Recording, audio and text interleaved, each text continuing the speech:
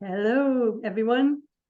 I don't know about you, but Facebook groups can be one of the best ways to grow your group, to grow your audience, to nurture it. But sometimes don't you get kind of stuck like, what do I do?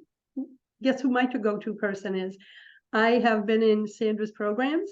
I am in her Facebook group. I am always tapping into her wisdom because I want to show up fully in my Facebook groups.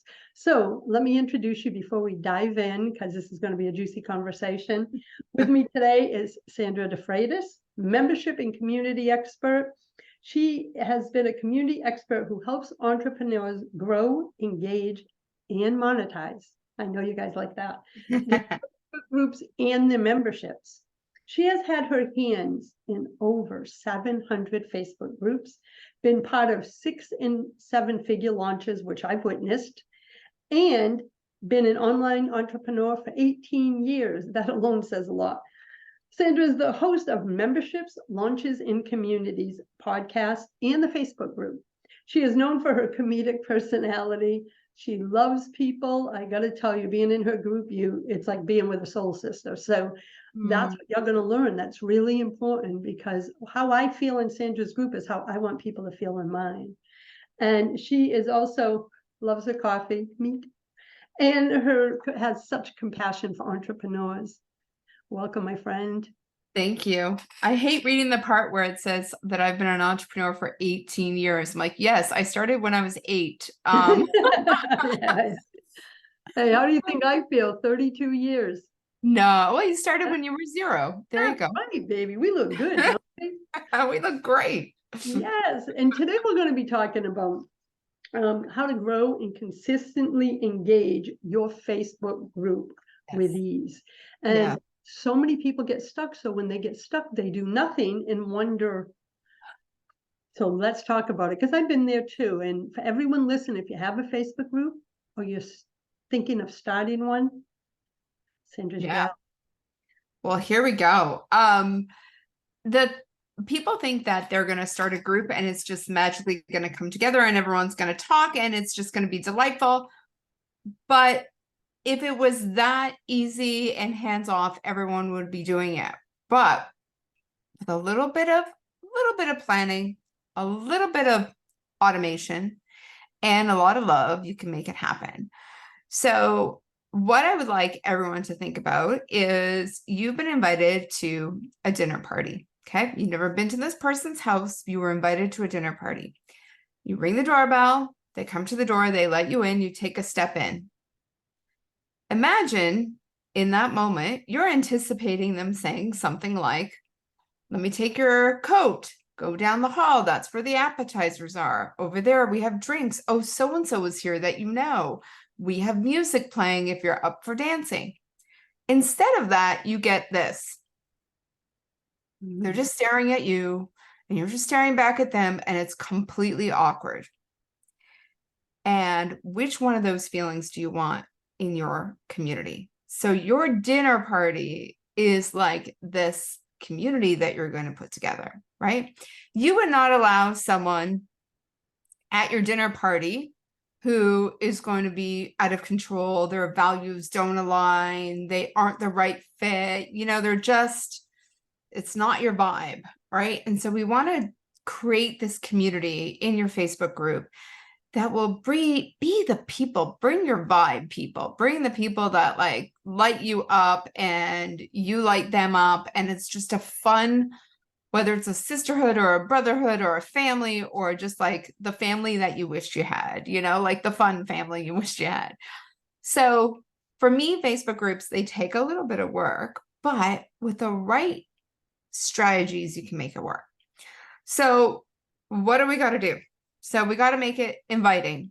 Now, back in the day when Facebook groups started coming out and became popular, it was really easy for people to join Facebook groups. They're like, what other Facebook group can I join? Like when Threads started, everyone's like, who else can I follow on Threads? Who else can I follow when Instagram's? Who else can I follow? Now it's like, do I need to be following this person? Do I need to join this group? It's a little bit of the discernment. So why should people join your group? What makes your group different? Now you're going to say it's you. Okay, great. You. Why are you different? Are you funnier? Are you more strategic? Do you have a great following? Do you bring a community together that is like fun and joyous? Then you got to point that out. People are going to be asking, why should I join this group? And you need to be telling them. So a little bit of tidbits. Here's one actionable tip. If you already have a Facebook group, go to your Facebook group. But if you use like Chrome, you could open a window under incognito. Okay. And just use the link to your Facebook group and look at it as if you were not a member of your group. Or if you don't know how to do that, borrow someone's phone or tablet where they're not in your Facebook group and they're, so you can look at it. I want you to look at it in a perspective of like, I am not a member of this group. Do I want to be a member of this group? So there are 3 things here that you can look at. The title of your Facebook group, okay? Is the title about them? Is it about you? You want it to be about them and you want it to be positive and successful. So something that is what they're aiming for or something that they feel like they belong to, and it has to be, I like to keep on the positive side, I I don't want to be the losers Facebook group people in here. That is not what we want. We want like, here's the where you want to be 6 months from now or a year from now. So you got your title next. And if you don't know your title, guess what? Use ChatGPT. Say, what can I name my Facebook group that will invite people in and make it more searchable on Facebook when it's about, and then put your keywords in there. Okay, so Facebook or ChatGPT. I can never say that fast enough. I feel like GPT is so hard to say so fast. So it will give you a couple options there. So the first thing people are going to look at the title of your group. The next thing is the cover image. Does the cover image invite people in? Is it a positive, bright image? Maybe it's something that you've been promoting in your group. That's fine. Just make sure that the dates align with now. I almost joined a Facebook group and their Facebook cover was dated for September, but it was April. Like it was way off. And it wasn't that they were planning ahead. I checked the dates. It was that it was 6 or 7 months old. And then you want to look at your description of your group. So the description of your group is, again, that's the spot where you want to pull them in. Here's why you ought to join this Facebook group, not someone else's Facebook group. This is why you want to join our group and pay attention to our group. Here's what we've gotten here, who we have in here. Here's what we're going to be doing and what we're talking about. If this is you, come join us. So those are 3 things just to get people started with engagement in their group. How are we doing so far? That's great because those are key, because I see some people name their groups and I'm like, what is this about? Or it's, I don't know, Coffee Chats with Linda is actually the name of somebody's group, but with a different last name. And I'm like, but I don't know what it's about. Coffee Chats about what? Why am I going to join? Then there's really nothing in the description. That's what you mean. That title is what they're seeing as they're getting recommendations, right? Yes. One of mine is Inspiration Lounge, right? And it's for women, and the description will share the rest. But when women see that, there's no doubt. Come hang with me. Mm-hmm. Love and inspiration. My business one, Sacred Visibility with Linda Joy for Entrepreneurs. Yes. They know, but it's taken me iterations. Yeah. And that's normal, right? Because as your brand evolves, like those are I hope the final 2 changes, right? Yeah. But it's important that as you get to know your own brand and who you want to call in, it's okay to continue to tweak it. Absolutely. Yeah. We just, so mine was, well, my very first Facebook group was Simplified Online Solutions, SOS. And I was teaching more digital marketing. And then I was like, let's focus on Facebook groups. So we're going to create a new group and we're going to call it Groups for Entrepreneurs. Very, very basic. I don't know. Listen, if it wasn't for ChatGPT, I don't know how I would name anything in my life anymore. I'm great at giving people nicknames and naming dogs, but that's about it. So it was Groups for Entrepreneurs. And now we have changed it. And also my podcast was Engage Groups podcast. That's Both. what Yeah. So now the podcast and the group are called Membership Launches and Community with Sandra Freitas. The with Sandra Freitas is kind of key. Yeah. Because if someone's searching for me on Facebook, I want them to see my group. Or they're searching Spotify, I want them to find my podcast. Because so to me, that lesson you taught in the Engaged Groups, when it was still called the Engaged Groups program, yeah. I didn't have my name. Since that lesson you shared in one of our Facebook classes, I'm like, oh shoot, why didn't I even think of that? Guess what? Just that, because I have a brand recognized name, people were finding it. And some I ask, and they're like, well, it showed up when I Googled you and when I was on Facebook, and I'm like, thank you, Sandra. It's something simple, but we don't think about it. That one simple thing made a difference. That came about because I was managing 6 Facebook groups for a client at one time. And their free group didn't have their name in it, but the paid group had their name in it. And so when they were doing speaking gigs, people were searching their name on Facebook, finding the paid group, not the free group. I'm like, aha. Yeah. Turn this around. So yeah, that is a big one. That's a big one. Now, what about posting and engagement? Because someone just asked me yesterday, one of my clients, she just started it like 10 days ago, 12 days ago.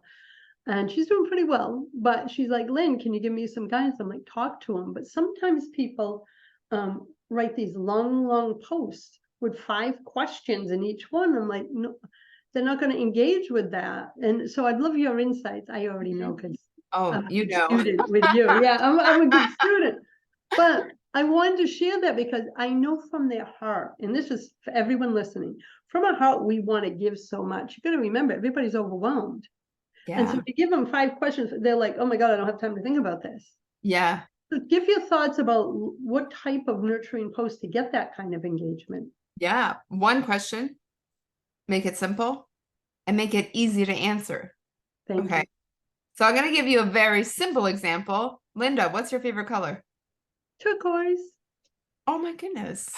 Yeah. Oh yeah, I know. My wall, as soon as you came on, like she got my greens and blues. Okay.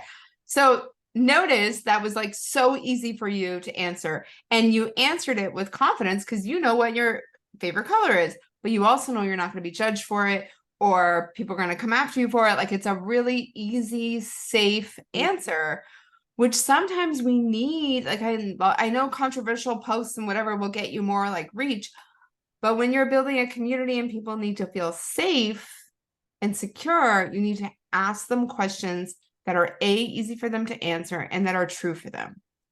So, and easy to answer, not give me 5 questions and then I have to like go back and forth to find the question, then answer it. And then do I copy and paste all the questions and then answer it?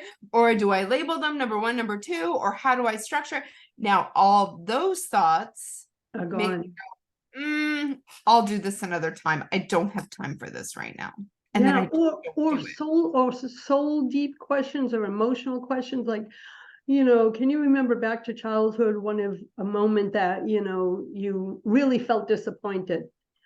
Okay, maybe that's a great journal prompt, but one, I'm not going to want to share it. 2, I'm not going to want to take the time but I know what they think it's an engagement post, but it's too deep.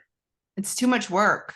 It's too much work. And the other question I know comes up all the time, even when you're teaching, but in my groups too, is why do I even want to do those? My group is about this. Why do I want to do them? Now I know the answer because, again, you're a good teacher. But tell them, I would love them to understand it from the algorithms of why those kind of engagement posts, even though they seem off topic, are really important.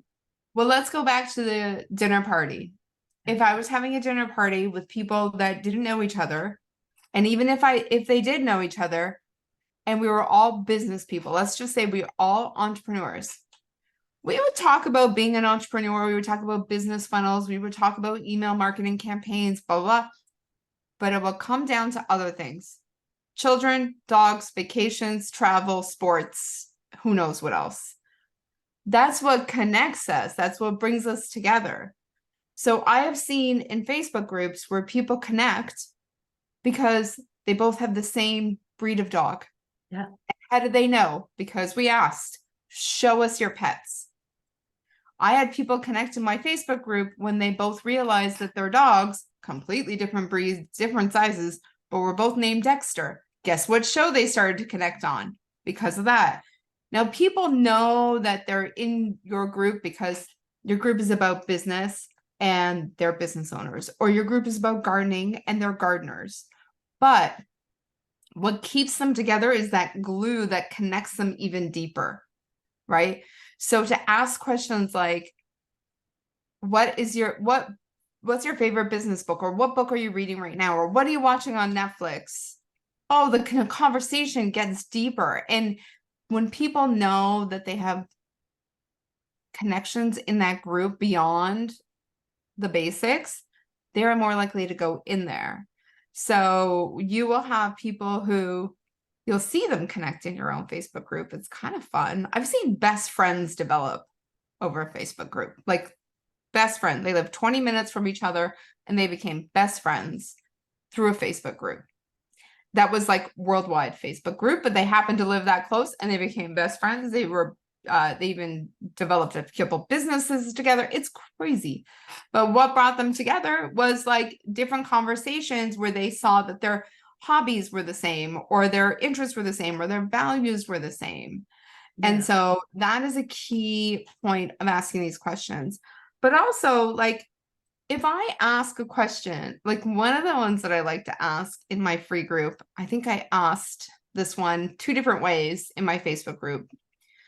About 5 months after the @everyone tag came out, I said, how does everyone feel about, it's been 5 months, how does everyone feel now about the @everyone tag?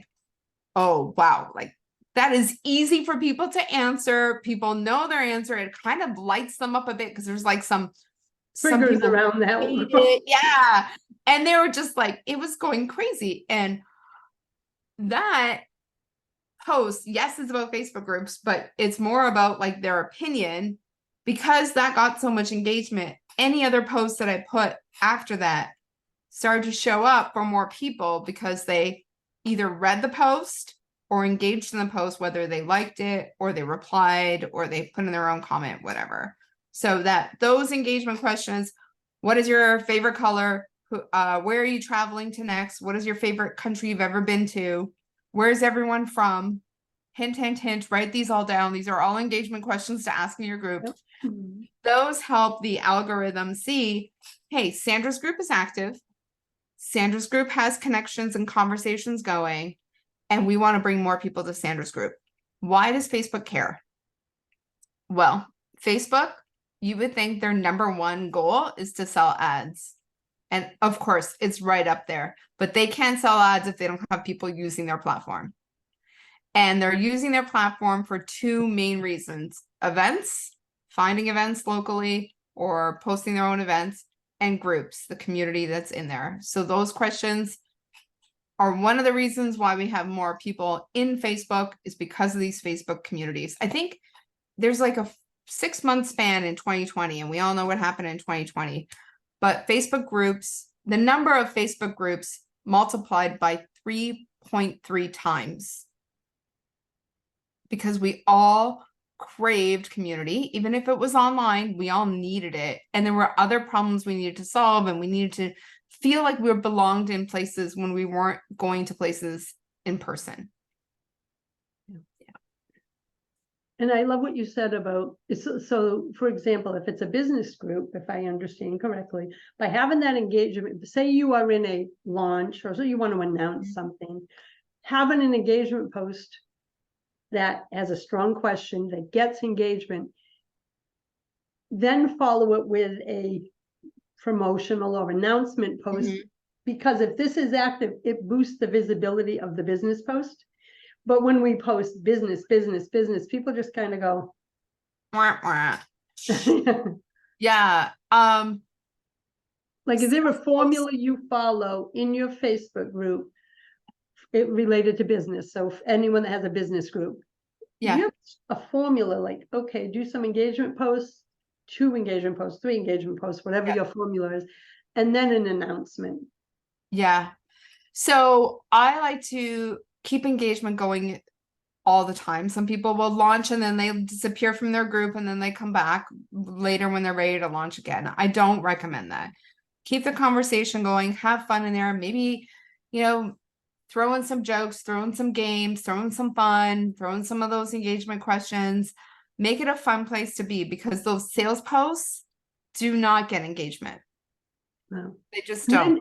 And then entrepreneurs are all boo-boo faced, right? And I've been there too, as I was learning, like, but nobody even liked my post, but they liked my thing about the cats. And they go like, so one of the things someone, I think it was 2 weeks ago, I think I was listening to a podcast. She said, if you have a Facebook group, you got to go live every single day. And I'm like, oh, just the thought. And she said, and I know someone that's been going live every single day for the last 4 years. It's only like 8 to 10 minutes every morning.